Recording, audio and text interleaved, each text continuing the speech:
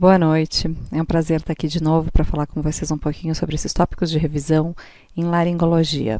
Meu nome é Roberta Noerpila, eu sou aqui de São Paulo e vou tentar colocar um pouquinho desses temas para vocês. Então a gente vai começar fazendo uma revisão sobre estridor laríngeo, laringites agudas, laringites crônicas, as doenças congênitas da laringe, papilomatose laríngea e o trauma laríngeo.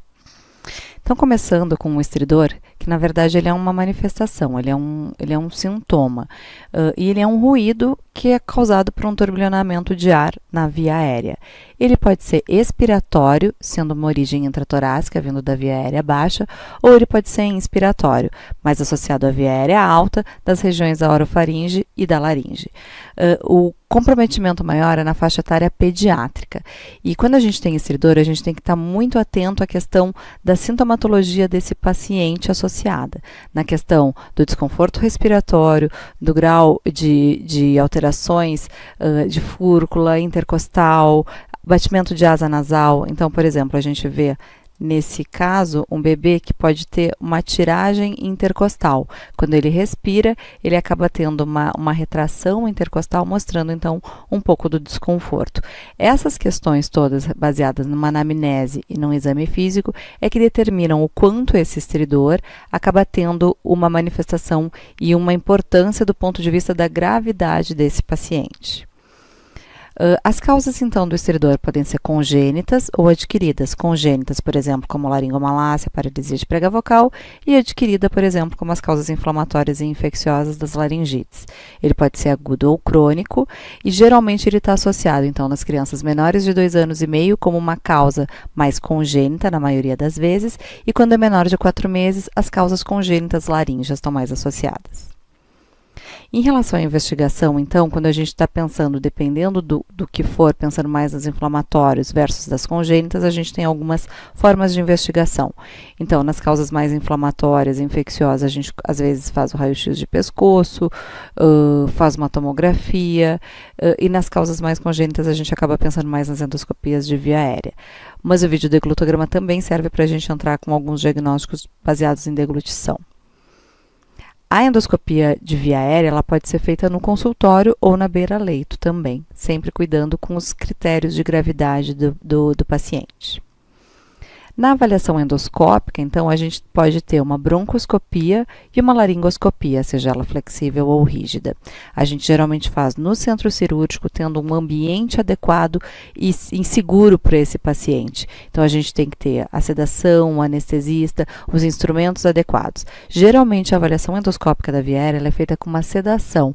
A gente chama ventilação espontânea. Então, a maioria das vezes, a gente evita entubar o paciente e faz com ele uma anestesia leve, eventualmente com alguma droga endovenosa, mas muitas vezes uma droga inalatória, e deixa ele numa ventilação espontânea sem a necessidade de intubação, com a mínima manipulação no momento inicial da avaliação da via aérea, para evitar um espasmo glótico, por exemplo.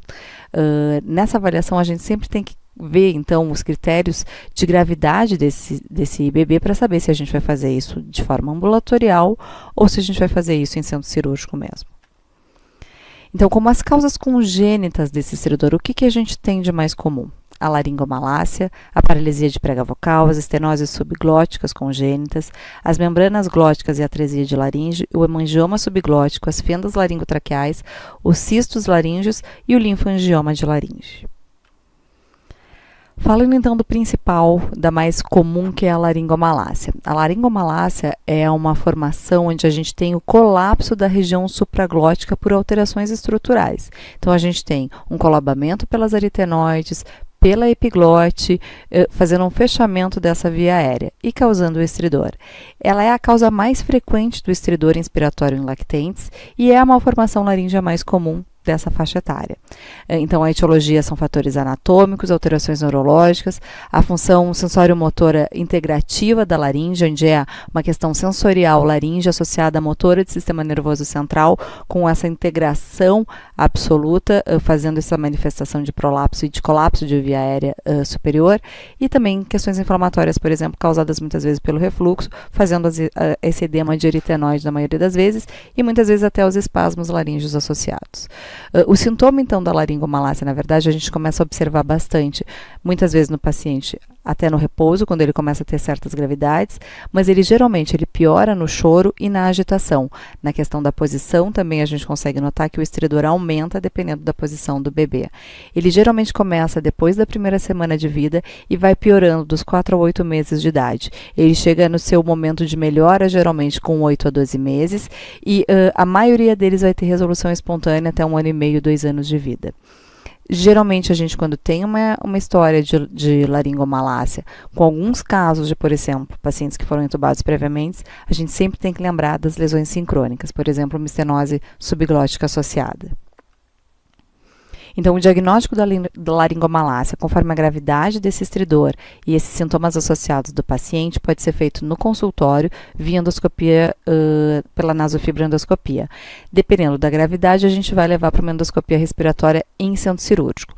É sempre importante o paciente estar acordado para a gente ver a movimentação dessas pregas vocais, dessa epiglote das aritenoides, para ver realmente o colabamento. Um grau de sedação muito intenso desses pacientes faz com que a gente não necessariamente veja o colapso da via aérea no momento da respiração.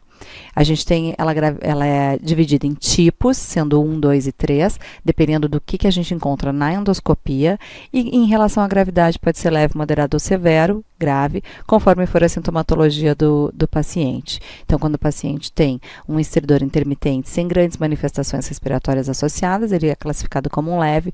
Quando é um paciente que já tem perda de peso, alteração de disfagia pela questão de não conseguir mamar e respirar associadamente, já tem apneia, já faz dessaturações, fica muito cianótico, tem história de baixo peso, então ele entra como uma classificação do grave. A gente sempre tem que lembrar das comorbidades associadas desses bebês, que podem ter casos de refluxo, ter lesões sincrônicas, como a gente falou antes, por exemplo, das estenoses associadas, e eventualmente os pacientes que têm outras síndromes também, como uma síndrome de Down, por exemplo, ou um Pierre-Robin, que é alguma outra coisa que podem ter também pior desses sintomas. O tratamento, na maioria das vezes, os pacientes têm sintomas leves e o tratamento é clínico, mas quando a gente consegue ter essa divisão desses pacientes em casos mais graves, a gente acaba tendo que, na maioria das vezes, indicar um procedimento cirúrgico, que a primeira opção como tal é a supraglotoplastia. A supraglotoplastia é um procedimento cirúrgico que a gente faz a ressecção do tecido redundante da aritenoide, faz a aplicatura do ligamento arepiglótico e às vezes mexe um pouquinho na epiglote também. Então, a segunda causa de estridor mais frequente no lactente é a estenose laríngea. Ela geralmente está associada a um quadro subglótico, onde a gente tem abaixo da prega vocal, na região da cricoide, uma redução do calibre dessa área. Geralmente ele é causado por um processo inflamatório, onde a gente acaba tendo um processo inflamatório com formação de fibrose e o anel cicatricial.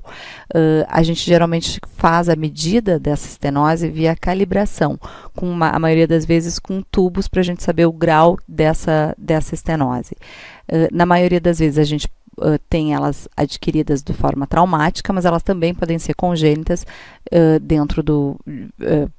no nascimento, a gente faz esse diagnóstico, e quando a gente considera congênita, a gente considera um diâmetro de 4 milímetros no recém-nascido e um diâmetro menor de 3 milímetros no prematuro. Geralmente, o estridor é considerado bifásico, mas a gente não tem isso como uma realidade na nossa clínica. Nem sempre um paciente com uma estenose subglótica vai ter um estridor bifásico. A maioria das vezes sim, mas pode não necessariamente ter. Mas para as questões, geralmente ele é bifásico. O diagnóstico, então, ele é feito sempre com uma endoscopia rígida da via aérea. A maioria das vezes, uma nasofibro não consegue fazer um diagnóstico de uma estenose subglótica, porque a gente não consegue ultrapassar a prega vocal num bebê acordado no consultório pelo risco de fazer um espasmo laríngeo e um fechamento glótico. Então, a maioria das vezes, a gente leva esse paciente para uma endoscopia rígida ou flexível da via aérea. A gente, às vezes, começa com a flexível, como uma broncoscopia, e depois pode evoluir para uma rígida. A gente consegue classificar essa estenose baseada em graus, por Cotton-Mayer. Então, a gente tem grau 1, grau 2, grau 3 e grau 4, sendo, então, que a gente identifica um grau 1 quando a gente tem um fechamento de até 50%, um grau 2 de 51% a 70%, um grau 3 de 71% a 99%, e um grau 4 que a gente não tem nada de lumen identificado. O tratamento, na verdade, a gente começa com a prevenção das estenoses subglóticas nas crianças dentro de um centro cirúrgico, dentro de um procedimento ou na própria UTI. Então, a gente começa com as intubações conforme sedação, tubos menos rígidos, menos tempos de intubação, pacientes mais quietos e calmos durante o seu período de tubo endotraqueal. E quando realmente a gente acaba tendo a estenose, a gente acaba indo para um procedimento cirúrgico, que pode ser o dilatação ou um procedimento de reconstrução laringotraqueal, com enxertos. Então, depois da laringomalácia, a gente encontra as paralisias de prega vocal, que ela é basicamente responsável por 10% das lesões congênitas laríngeas nessas crianças. Ela faz uma imobilidade da prega vocal por uma alteração neurológica, que pode ser uni ou bilateral, e pode ser central ou periférica. O diagnóstico, geralmente, ele é feito através do exame, a gente sempre tem que fazer associação a exames de pares cranianos, uma laringoscopia, e no adulto a gente pode fazer também uma eletromiografia para fazer diagnóstico de qual dos nervos está comprometido. 35% dos casos são idiopáticos e a gente sempre tem que fazer a diferenciação se é uma paralisia ou uma imobilidade da prega vocal, seja por estenose glótica ou por uma anquilose. Estenose glótica é uma fibrose na região posterior ali entre as duas pregas vocais, que faz com que as pregas vocais não consigam fazer a sua abertura. Também tem como manifestação estridor e às vezes pode também dar esses sintomas de disfonia conforme for o grau dessa adução ou abdução da prega vocal pós-paralisia. Quando ela é bilateral, ela pode ter um estridor bifásico, o paciente pode ter quadro de dispneia, disfunção respiratória, eventualmente até broncoaspiração, dependendo se ela está em abdução ou adução. Nas causas congênitas, o mais comum são as alterações do sistema nervoso central, onde entra o Arno Chiari, mas também tem hipertensão intracraniana, encefalocele e outras alterações neurológicas. Na unilateral, a gente observa um choro fraco, eventualmente tem quadros de aspiração, uma voz um pouco mais, um choro rouco, e ela acaba sendo um pouco mais frequente, mas a causa mais comum é realmente a iatrogênica alterações pós-cirurgia cardíaca, das correções do CIA, por exemplo. Mas também pode acontecer pós-correção de fístula traqueoesofágicas e nos adultos tiroidectomias, cirurgias cardíacas, tumores de mediastino também. E na criança também pode acontecer pelo trauma de parto. Quando fala em lesões neurológicas, a gente tem que lembrar das lesões que podem ser supranucleares, gerando alterações de deglutição, espasticidade, as paralisias pseudobulbares, por exemplo, nos AVCs, as doenças de neurônio motor inferior, como o próprio Arno Chiari, e as de neurônios de motor superior e inferior, como a esclerose lateral amiotrófica e a esclerose múltipla. Na paralisia unilateral, então, fazendo um pupurri do que está acontecendo, a gente sabe que nas crianças a maior causa é iatrogênica, pós-cirúrgica, basicamente cirurgia cardíaca, como a gente falou anteriormente, mas também podem acontecer por causa das fístulas e de outras alterações.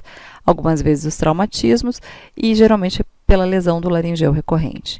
Os sintomas, então, dependem da posição da prega vocal assumida, se ela está mais aberta ou mais fechada, e isso vai fazer com que a criança, numa posição paramediana para um pouquinho lateral, possa ter bastante soprosidade e cansaço e, eventualmente, alteração da qualidade do choro. Em alguns momentos, ela pode fazer disfagia e aspiração. A maioria das vezes o tratamento nas crianças a gente pode esperar um tempo até ela melhorar e depende um pouco então dessas queixas associadas. Ela pode ter uma resolução espontânea e às vezes a gente pode associar alguns exercícios como fonoterapia, tanto no adulto, na criança pequena nem tanto, porque é difícil, mas no adulto a gente consegue fazer fonoterapia para fazer compensação glótica. O tratamento cirúrgico ele geralmente é indicado depois de um tempo pela questão da possibilidade da resolução espontânea. O tratamento cirúrgico entra para fazer, então, a resolução da insuficiência glótica com a medialização, da maioria das vezes, da prega vocal, usando gordura, fasta, ácido hialurônico ou fazendo a tiroplastia do tipo 1.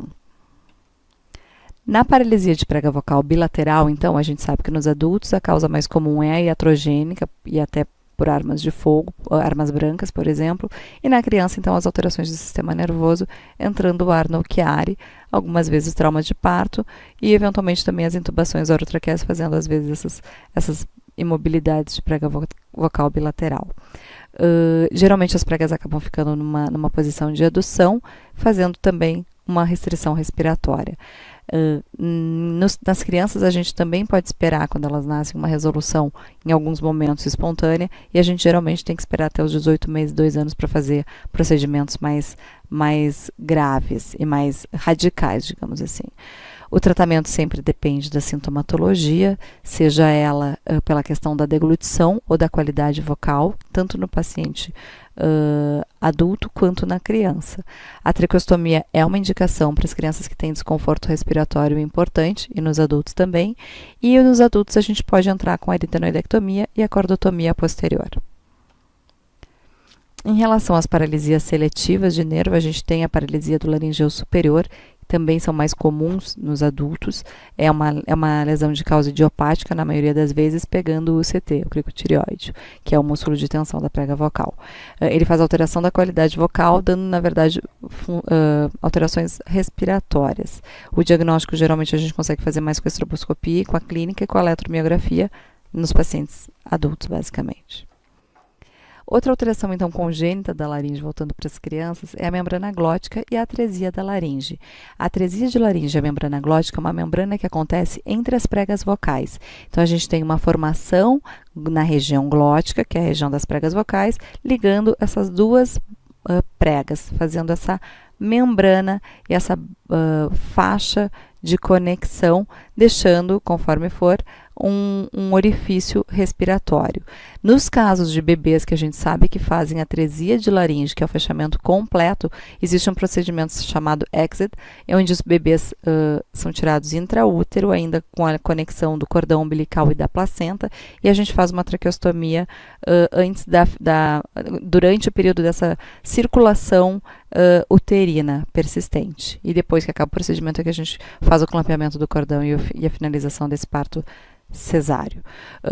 A sintomatologia pode ser variada, desde os pacientes tendo uma membrana glótica pequena, como um Web pequeno, grau 1, ou um Web mais maior, fazendo exatamente as quase atresias de laringe. Outra alteração congênita é o hemangioma subglótico, é a neoplasia benigna mais frequente em lactentes da via aérea. Ele causa um estridor bifásico, ele é subglótico, ele é então abaixo das pregas vocais, pode pegar a laringe e também a traqueia. Geralmente os sintomas são em bebês com mais de 3 a 6 meses e podem ter, às vezes, outros hemangiomas associados. Geralmente, em meninas, a gente tem mais predisposição do lado esquerdo. O diagnóstico é com uma endoscopia de via aérea, eventualmente uma ressonância para saber a extensão desse hemangioma local. A gente geralmente orienta a não biopsiar a lesão pelo risco grande de sangramento. O tratamento, na maioria das vezes, ele tem uma evolução em 2 a 3 anos. A gente sempre tem que ter a certeza que a via aérea está com uma permeabilidade adequada para ventilação. O tratamento hoje mais utilizado é o beta-bloqueador, mas dependendo da extensão da doença, às vezes o tratamento pode ser indicado como cirurgia também. Fenda laringotraqueal é uma outra alteração que a gente chama de cleft laríngeo, onde a gente tem a abertura da região posterior entre as aritenoides até eventualmente a região traqueal, conforme gravidade, distribuídas em graus de 1 a 4 na classificação que a gente tem no tratado. Ela é uma alteração rara, ela é uma falha da fusão das lâminas da cartilagem cricóide, ela dá sintomas basicamente de disfagia, de broncoaspiração, de distúrbios da deglutição, de tosse, eventualmente pacientes que tomam líquido ficam tossindo com frequência. Então, sempre quando a gente tem pacientes crianças com quadros disfágicos, de tosse, de broncoaspiração, de engasgos frequentes, a gente tem que lembrar do cleft laríngeo. Apesar de raro, tem que ser lembrado. Ele está associado a algumas síndromes, como Vacter, Optis e Pallister-Hall, e a gente classifica, então, nesses tipos. Então, aqui a gente tem um exemplo onde a gente tem a ausência dessa mucosa que liga a região ali interaritenoide e exatamente classificando essa alteração da fusão da cartilagem cricóide, que é a cartilagem que vai estar abaixo da prega vocal. A classificação, então, quando é 1, é só o tecido mole interaritenoide. Quando é o grau 2, ela é abaixo da prega vocal, sem alcançar a borda inferior da cricoide. Quando é o 3, ela ultrapassa a cricoide, com ou sem um comprometimento da traqueia, ela pega toda a cricoide, e o 3, ela ultrapassa a cricoide chegando na traqueia, podendo ou não ir até a carina traqueal. Outra malformação laríngea que pode acontecer são os cistos laríngeos.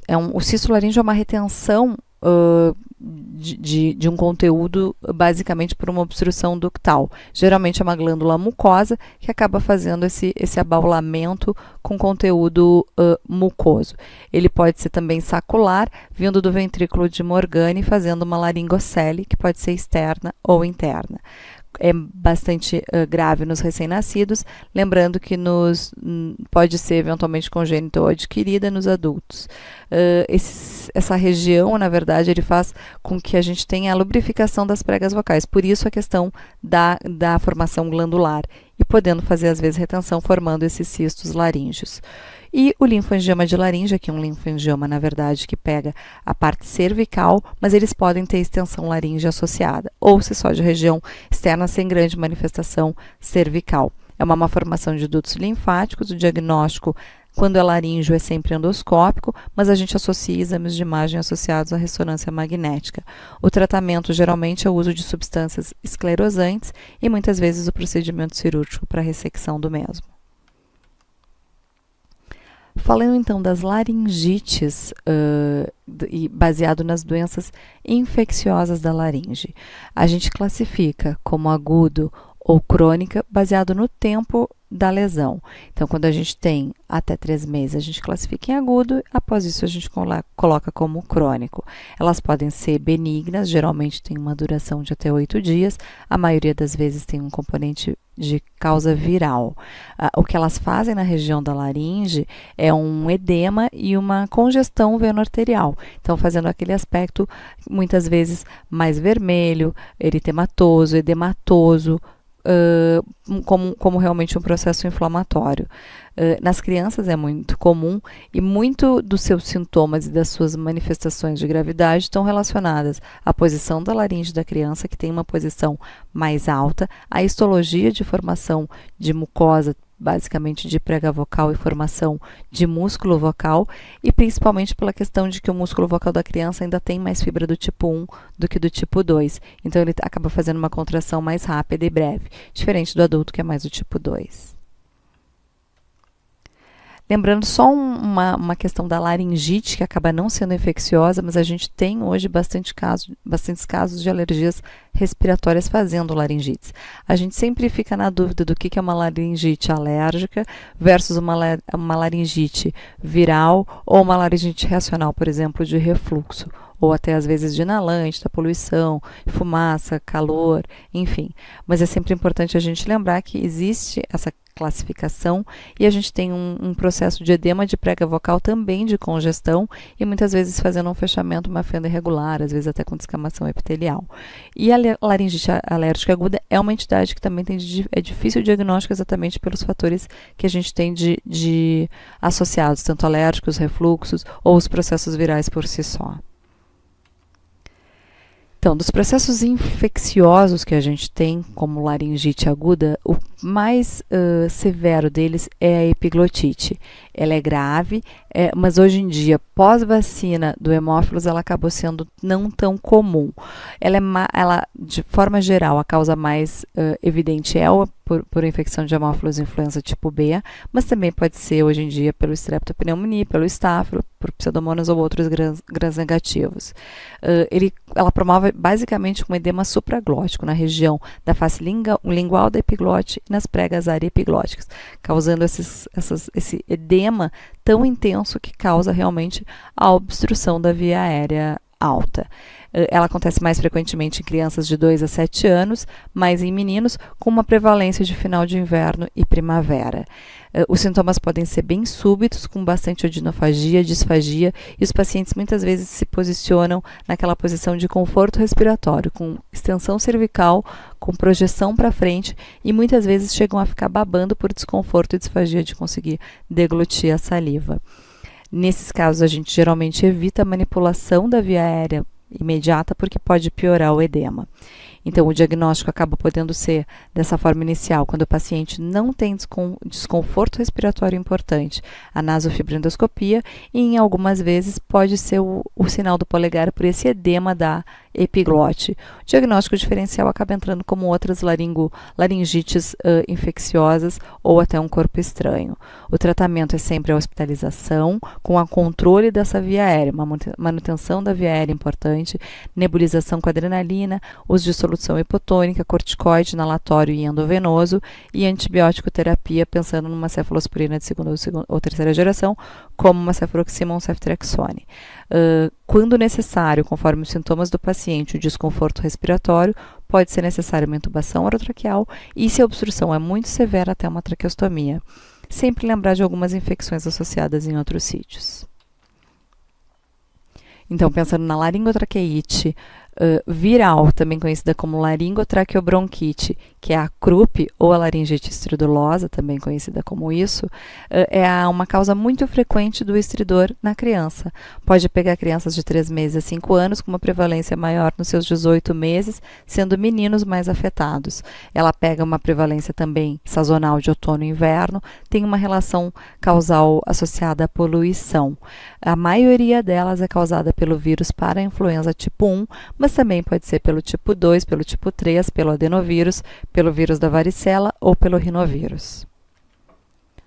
Então, a maioria dos pacientes com uma laringotraqueite viral, CRUP, ou a laringite, que a gente estava falando, estridulosa, eles começam com sintomas de infecção de via aérea superior, evoluindo para um quadro de laringite e traqueite, que pode evoluir de 2 a 6 dias. Eles podem evoluir com uma tosse ladrante, uma voz rouca e uma tosse rouca também, muito intensa, com muitas vezes esse estridor inspiratório. Quando é grave, eles podem ter uma manifestação pela subglote, necessitando realmente de hospitalização e controle da via aérea. O raio-x pode ter esse sinal da torre, que é a redução do calibre da via aérea, e quando a gente começa a ter quadros de repetição, a gente sempre tem que lembrar em processos como refluxo gastroesofágico associado, ou às vezes estenoses subglóticas, que podem fazer com que eles tenham laringites de repetição também. O tratamento é a umidificação de ar, com uso de corticoides orais, nebulização com adrenalina para reduzir esse edema, antibiótico se necessário, se tiver infecção secundária, e inalação com corticoide. E agora a gente vai falar então da laringotraqueite bacteriana, que é também conhecida como laringotraqueite membranosa, onde há a formação de pseudomembranas na região da traqueia. Ela tem geralmente um início da região subglótica e da região traqueal, podendo ter um estridor bifásico, e esses pacientes podem ter um desconforto respiratório com uma falência respiratória. A maioria das vezes ela é causada pelo Staphylococcus aureus e pode estar sobreposta a um quadro viral. O tratamento é o uso de antibiótico terapia sistêmica ou oral, fazer cultural para ter certeza do germe identificado e eventualmente necessitando intubação orotraqueal. Depois a gente também tem a laringite catarral, que é causada pela Brammarella catarrhalis e pelo Haemophilus influenza principalmente. Ela é uma laringite bastante frequente, inicialmente com um quadro de febre baixa ou ausente, associado a uma nasofaringite, que evolui então para esse quadro de edema laringe e esse quadro mais secretor. Geralmente tem fatores de risco associados, como o uso abusivo da voz, o tabagismo, o etilismo, o refluxo gastroesofágico e a questão da poluição ambiental. Na laringe a gente identifica um edema glótico e também de região supraglótica. O diagnóstico é geralmente feito com a nasofibrolaringoendoscopia e o tratamento, na maioria das vezes, são medidas gerais, afastar os fatores de risco, fazer nebulização com soro fisiológico, uso de corticoide e o antibiótico relacionado ao germe isolado. Também a gente tem, então, a laringite estridulosa, que é conhecida como falso CRUP ou CRUP espasmódico. São episódios espasmódicos agudos, geralmente relacionados a sintomas mais noturnos, com sintomas bastante de desconforto respiratório, com tiragem intercostal, estridor e uma tosse rouca. Muitas vezes os pacientes ficam tão desconfortáveis que ficam sudoréticos também. Acomete basicamente crianças de 3 meses a 3 anos, podendo fazer, então, esse edema subglótico glótico e de pregas vocais. A origem ainda é questionável, se ela tem uma origem viral bacteriana, se é um edema reacional de causa alérgico, se tem relação com refluxo. O tratamento geralmente é a umidificação da via aérea, o uso de uma adrenalina inalatória e a nebulização com soro fisiológico. E a gente sempre tem que lembrar de tratar as comorbidades associadas, como refluxo ou sintomas alérgicos. Manter o ambiente úmido e fatores todos que podem estar relacionados às causas alérgicas também. Outra causa de laringite aguda são as laringites agudas nos profissionais de voz, que é a principal causa da disfonia no cantor. Geralmente a gente acaba tendo manifestações na laringe e com isso acaba tendo toda uma alteração da estrutura vocal desses pacientes pela questão da obstrução nasal, do esforço fonoarticulatório, da relação da hiperadução muitas vezes para falar. Então eles acabam tendo bastante comprometimento vocal, mais ainda do que a própria laringite e seu edema. Eles acabam ficando com pigarro, com tosse, que também podem gerar a longo prazo outras lesões associadas. O tratamento sempre a gente tem que indicar repouso, muitas vezes corticoide oral ou inalatório, o controle dos fatores associados de risco desse paciente e lembrar sempre dele fazer um acompanhamento importante com orientações fonoterápicas. Outro ponto de laringite que a gente considera também, às vezes que chega um paciente rouco, a gente sempre tem que fazer os diagnósticos diferenciais. E num desses diagnósticos diferenciais, então, entra a papilomatose respiratória. Nesse caso, quando a gente considera recorrente, a gente acaba tendo que sempre dar uma atenção especial para esses pacientes. Então, ela é causada pelo HPV, um vírus de característica de DNA, onde ele faz um comprometimento da junção escamocelular epitelial. É o tumor benigno mais comum na infância e é a segunda causa de disfonia nas crianças também. A gente tem que lembrar que fatores de risco entram como primiparidade, mãe jovem, condiloma e o parto vaginal. Por PCA e hibridização, a gente identifica alguns sorotipos mais frequentes, sendo o 6 e o 11, que são os mais comumente encontrados, e os com maior risco de malignização, o 16 e o 18. Então, o papiloma juvenil acontece basicamente, na maioria das vezes, em 2/3 dos pacientes menores de 15 anos, e os pacientes apresentam sintomas de rouquidão e, em alguns momentos, com desconforto respiratório e estridor. Quanto mais precoce, mais grave é essa alteração e mais desconforto respiratório pode acabar dando. Quanto mais agressivo, mais recidivas e, geralmente, crianças menores de 12 a 14 anos é que entram nessa classificação, sendo que de 2 a 4 anos eles acabam tendo bastante gravidade. O local mais frequente afetado é a região glótica e os fatores de risco podem ser co-infecção com Epstein-Barr, com o herpes vírus e fatores associados como refluxo, por exemplo. Basicamente, a traqueostomia a gente sempre evita pela questão da proliferação viral e da propagação do papiloma na região da traqueostomia. E nos adultos, a gente sabe que eles podem ter um maior potencial maligno relacionado com leucoplasias e os carcinomas. A gente pode ter um episódio de ativação de um vírus latente versus uma infecção nova adquirida. Geralmente, a faixa etária mais comprometida é a de 20 a 40 anos, sendo o sexo masculino entre os mais prevalentes. Na endoscopia da laringe ou na nasofibra, a gente identifica uma lesão séssil ou pedunculada, geralmente rosada, esbranquiçada, com um pontilhado hemorrágico e uma superfície verrucosa. Sempre ela comete a transição do epitélio respiratório e escamoso, que é a escamocelular, podendo muitas vezes ter uma extensão extralaríngea para cavidade oral, região traqueal e brônquica. Na maioria das vezes, essas extensões extralaríngeas acontecem nas crianças, em 30% dos casos, mas 16% dos adultos também podem ter essa manifestação extralaríngea. O tratamento é sempre o controle após biópsia para ter certeza que não há nenhum tipo de alteração, displasia ou tumoral maligna.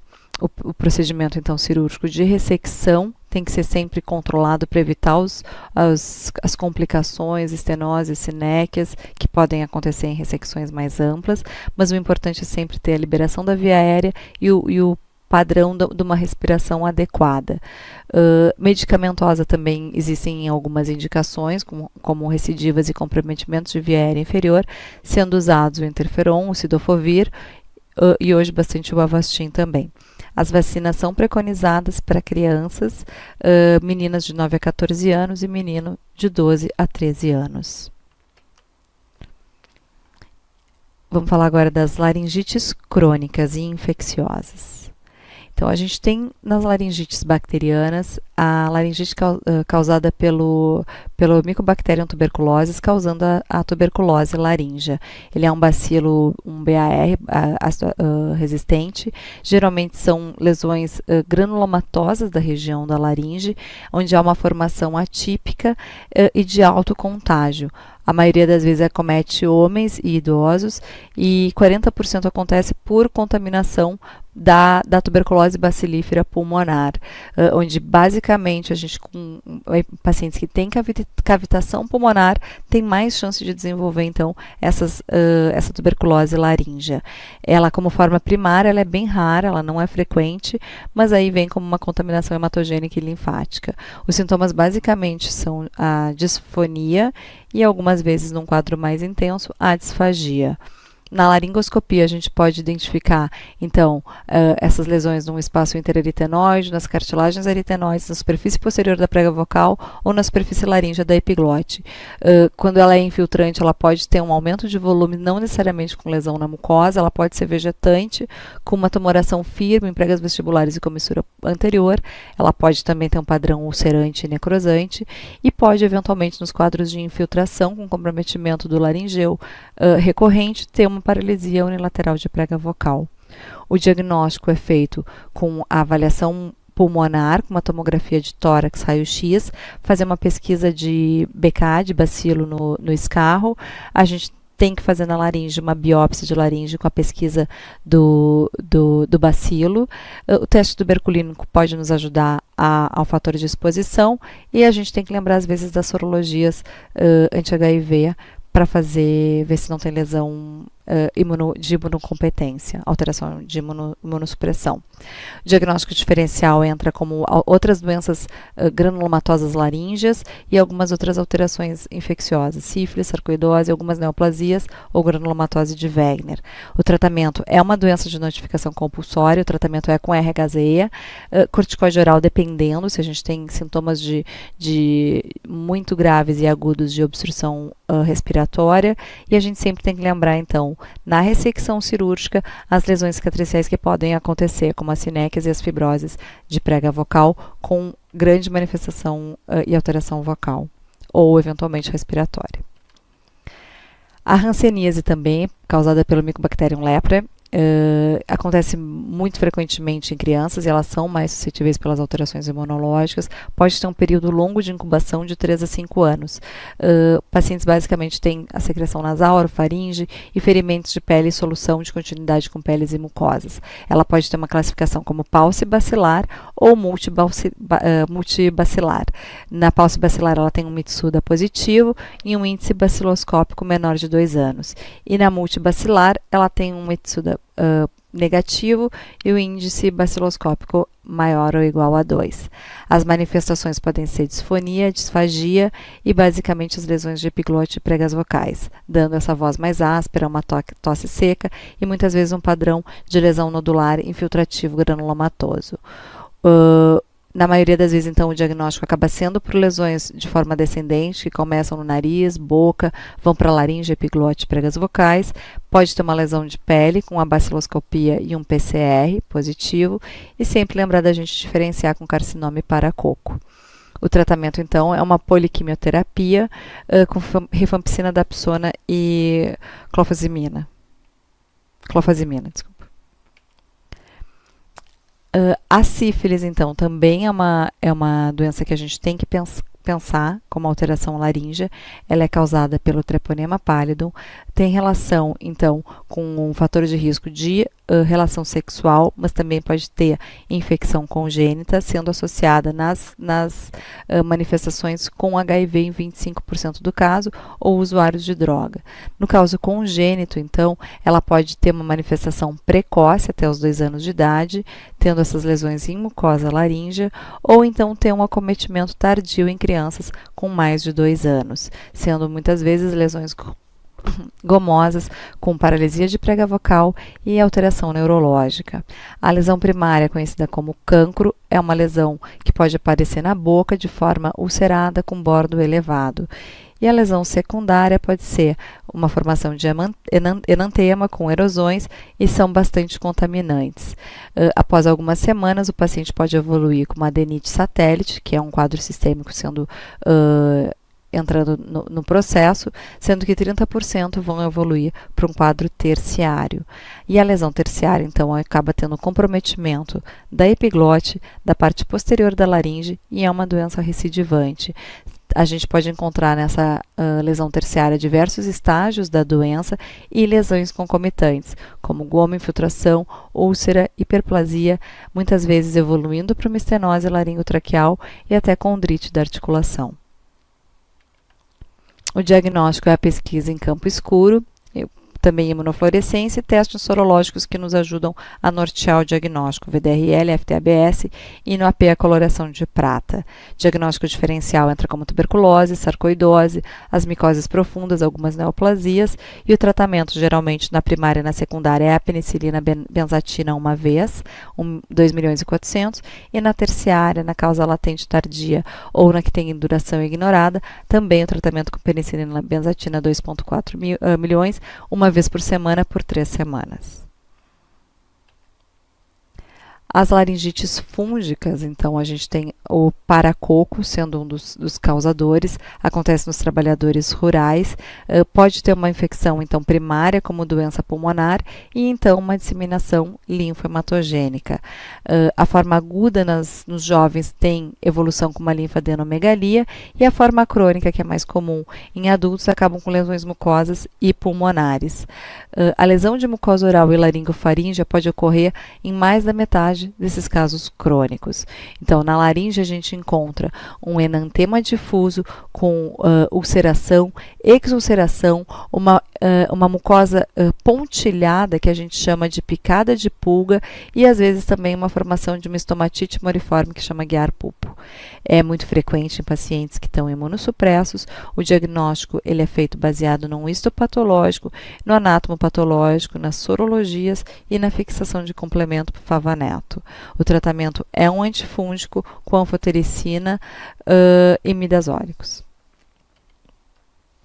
A candidíase laríngea, que pode ser até comprometimento por imunossupressão ou às vezes até pelo uso crônico de corticoide, é a infecção fúngica mais comum da laringe. Também acontece muito em idosos. Acontece um enantema da região com essas placas brancas em toda a região da mucosa laringofaríngea. Parece uma pseudomembrana, faz uma porção um pouquinho hiperplásica vegetante. O diagnóstico é micológico direto, com cultura e biópsia. E o diagnóstico diferencial entra sífilis, outras micoses, papilomatose e algumas coisas. Mas essas lesões são realmente da Candida albicans, basicamente, bem característica. O tratamento é uma anistatina tópica, muitas vezes a gente precisa usar antifúngico sistêmico, como o itraconazol, fluconazol ou a anfotericina B. Quando a doença é muito intensa, a gente tem que sempre lembrar que pode eventualmente evoluir para uma estenose laringotraqueal e esses pacientes acabam tendo, além de desconforto, disfagia, uma disfonia importante e pode ser persistente.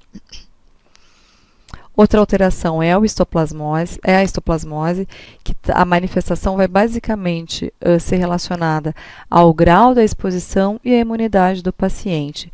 Ela acontece por uma aspiração acidental de esporos do histoplasma, basicamente vindo de morcegos ou aves. Pode acontecer uma pneumonite, uma vasculite e fazer uma lesão de nervo recorrente. Na laringe a gente pode encontrar lesões ulceradas, dolorosas e basicamente até em pacientes imunocompetentes. O diagnóstico é feito baseado na cultura da lesão. Como diagnóstico diferencial, acabam entrando outras doenças granulomatosas, um carcinoma ou o HPV, o papiloma, e o tratamento é com o itraconazol ou anfotericina B. Em relação às laringites parasitárias, a gente encontra leishmaniose, que é um protozoário, que é o Leishmania. Ele é um protozoário intracelular. Geralmente, a lesão acontece 1 ou 2 anos após a infecção. A gente tem muito frequentemente a lesão de acometimento nasal, com a perfuração septal ou as lesões de asa nasal. E na laringe, a gente encontra lesões também ulceradas infiltrativas, muitas vezes até úlcero-vegetantes. Acontece mais na região supraglótica e os sintomas principais são a disfagia e a disfonia. Ela tem uma reação imunológica ausente, uma forma visceral e cutânea disseminada. O diagnóstico é pela visualização direta, pelo teste intradérmico e a reação de Montenegro e pelo teste de ELISA. O tratamento é com um antimonial ou então com anfotericina B. E falando então agora do trauma laríngeo, a gente pode ter pacientes que eventualmente acabam tendo lesões laríngeas por trauma, seja automobilístico, seja por arma de fogo, por arma branco. A gente pode acabar tendo também alterações importantes do padrão vocal e respiratório por traumas laríngeos. Então, no trauma, a gente considera um trauma externo e o trauma interno. Quando a gente fala no trauma externo, a gente pode estar falando num trauma contuso ou num penetrante. O contuso, então, são aqueles episódios de trauma frontal, onde a gente faz uma contusão da região laríngea, podendo ou não ter, por exemplo, a fratura da cartilagem e a disruptura das mucosas. Pode estar muitas vezes associado aos traumas de coluna e às lesões de vasos e de nervos. E nas crianças, apesar delas terem um menor risco de fratura, elas sempre têm mais risco de obstrução pela questão do edema da via aérea, se é uma via aérea pequena, e qualquer edema de milímetros já tem uma redução muito importante do calibre e do espaço respiratório. E o trauma laríngeo penetrante, na maioria das vezes, provocado pela arma de fogo, onde, quando a gente tem uma lesão mais difusa e uma lesão de maior velocidade, a gente sabe que a gente vai ter uma lesão mais intensa e mais grave. A faca geralmente acaba fazendo uma lesão mais focal do trajeto penetrante dessa arma. E a gente sempre tem que lembrar, então, nesses traumas penetrantes, dos sangramentos internos, onde a gente pode ter lesão de grandes vasos e os pacientes terem hemorragias que são diagnosticadas, às vezes, até tardiamente. No trauma laríngeo interno, são as lesões dentro da laringe, então, por intubação a longo prazo, que acabam causando aquelas estenoses laringotraqueais, lesões por sonda nasogástrica, que acabam também fazendo lesão associado, ingestão de substâncias, ingestão ou exposição a corrosivos, aspiração de fumaça ou de calor, por exemplo, em queimadas e incêndios. E na relação do trauma laríngeo por tubo orotraqueal, podendo fazer então as estenoses glóticas de região posterior ou subglóticas da região ali da cricoide, a gente sempre tem que associar a questão do tamanho do tubo, do tempo de intubação e do material do tubo sendo utilizado. Tubos mais maleáveis, mais flexíveis, tubos menores na região da laringe fazem menos processo inflamatório, consequentemente menos granulação e menos chance de estenose laringotraqueal. O tubo a longo prazo pode fazer uma úlcera no processo vocal, na região posterior, pode também fazer uma imobilidade de prega vocal pela questão da artrose da articulação cricoaritenoide e também, então, que a gente estava falando, fazer as traves fibróticas posteriores, causando, então, uma estenose glótica e também subglótica da região da cricoide. Geralmente, a gente sabe que a pressão do cuff não pode ultrapassar 30 até 40 milímetros, mas a gente, na maioria das vezes, tenta deixar em, no máximo, 30 milímetros um cuff de um tubo. Por exemplo, a gente sabe que também os traumas internos de, por exemplo, lesão podem ser feitos pelo calor, pela aspiração da fumaça quente ou de outros tipos de inalantes, e algumas cirurgias podem acabar fazendo também uma lesão de mucosa, gerando então a longo prazo uma estenose laringotraqueal. O diagnóstico, então, a maioria dos traumas podem até ter manifestações tardias, depois de 24 a 48 horas, e os pacientes podem evoluir com disfonia, disfagia, dor na deglutição, estridor e sangramento, e muitas vezes evoluem com efizema subcutâneo. A gente, às vezes, na palpação, consegue fazer a sensação da crepitação, identificar a crepitação da laringe. O principal no trauma laríngeo é a gente ter a estabilização da via aérea e cuidar também no risco de hemorragia com sangramento, que a gente às vezes pode realmente no primeiro momento tem que estar de olho para não passar desapercebido. Exames subsidiários para a gente fazer os diagnósticos entram nos raios-x, na tomografia e numa ressonância. O tratamento, então, vai ser basicamente baseado no comprometimento dessa via aérea. O grau de desconforto respiratório e o risco do desconforto respiratório é que vai fazer a gente classificar nele num grupo 1, 2 ou 3. Então, o grupo 1 a gente considera quando o paciente tem um hematoma e uma laceração endolaríngea sem fratura da cartilagem. A gente pode fazer uma observação, uma laringoscopia flexível à beira-leito, mas sempre cuidando, então, dessa deteriorização que pode acontecer de clínica em 24 a 48 horas. Lembrando que pode ter ruptura de vaso associado com microsangramentos que evoluem para sangramentos maiores ou às vezes até uma lesão de glândula tireoideia. Geralmente a gente orienta então repouso, cabeceira elevada, manter nebulização para ter uma fluidificação dessa via aérea, repouso vocal e sempre uma dieta bem fluida para facilitar a deglutição. E a gente deixa drogas antirrefluxo também para diminuir o trauma. No grupo 2, onde a gente já tem também edema, hematoma, não tem fratura e não tem lesão de descobrimento de cartilagem, mas pode ter também alteração do trato respiratório, a gente muitas vezes pode necessitar de uma traqueostomia como medida conservadora de via aérea. Na maioria das vezes a gente pede também a avaliação de endoscopia de via aérea, mais endoscopia digestiva, para fazer a avaliação do trato aerodigestivo. E no grupo 3, a gente geralmente tem manifestações com grandes edemas, lacerações de mucosa e também fratura de cartilagem. Então, nesse caso, a gente precisa fazer uma avaliação de via aérea digestiva depois da via aérea estar bem segura, seja por uma intubação ou por uma traqueostomia, por exemplo. A exploração aberta da laringe é importante para fazer a reconstituição de toda a parte laríngea. Geralmente a gente faz por uma tireotomia cervical. O mais que a gente consegue preservar a mucosa e as estruturas é fundamental para a gente poder manter a função da laringe. E as fraturas que têm desalinhamento de cartilagem ou de desnivelamento de prega vocal também devem ser corrigidas. Bom, agora a gente vai fazer umas questões para tentar dar uma revivada no que a gente avaliou agora nesses temas que a gente passou. Então, as obstruções infecciosas das vias aéreas superiores podem determinar quadros obstrutivos graves e resultar em insuficiência respiratória aguda. Nesse critério, é correto afirmar que a croup viral se manifesta por rouquidão, tosse ladrante, estridor inspiratório e graus variados de desconforto respiratório. Seu principal agente etiológico é o adenovírus. O croup espasmódico se diferencia do viral por promover edema não inflamatório dos tecidos glóticos, acometendo crianças acima de 3 anos de idade e cursa com queda do estado geral. A supraglotite é uma infecção grave da epiglote das estruturas supraglóticas e resulta em obstrução da via aérea superior. O principal agente etiológico da supraglotite é o Haemophilus influenza B.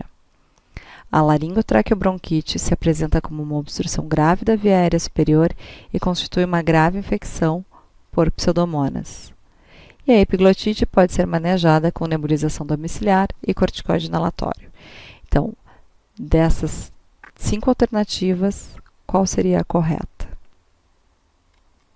Então, vamos agora para o que está certo e para o que está errado. A croup viral se manifesta por rouquidão, tosse, estridor, desconforto respiratório e seu principal agente é o adenovírus? Não, é o parainfluenza 1. A croup espasmódica se diferencia do viral por promover edema não inflamatório dos tecidos glóticos e acomete crianças acima dos 3 anos de idade, com queda do estado geral?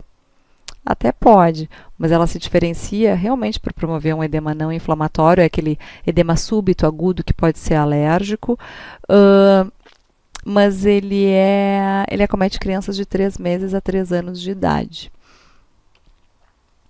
Então, a correta seria que a supraglotite é uma infecção grave da epiglote das estruturas supraglóticas e pode resultar na obstrução da via aérea superior, que é a epiglotite. E o agente mais comum é o Haemophilus influenza. Como errado, então, a laringotraqueobronquite se apresenta como uma obstrução grave por infecção por pseudomonas? Não. A etiologia viral de Krupp é a mais comum, sendo o parainfluenza 1 o vírus mais frequentemente encontrado. Pode acometer crianças de 1 a 6 anos e o pico de incidência é 18 meses. A epiglotite pode ser manejada com nebulização do micelio corticoide inalatório? Não. A faixa etária é basicamente de 2 a 7 anos. O Haemophilus influenza do tipo B é o que é o mais frequente envolvido e o tratamento geralmente exige uma monitorização da via aérea, sempre cuidando porque isso pode evoluir para uma obstrução aguda e a necessidade, às vezes, até de intubação e traqueostomia. Corticoide pode ser associado. E mais uma questão, então, em relação à paralisia das pregas vocais na criança, assinale a opção incorreta.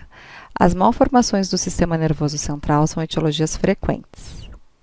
A malformação de Arnold-Chiari é a causa mais comum da paralisia de prega vocal bilateral do recém-nascido. Os traumas de parto são responsáveis por 80% dos casos das paralisias de prega vocais bilaterais.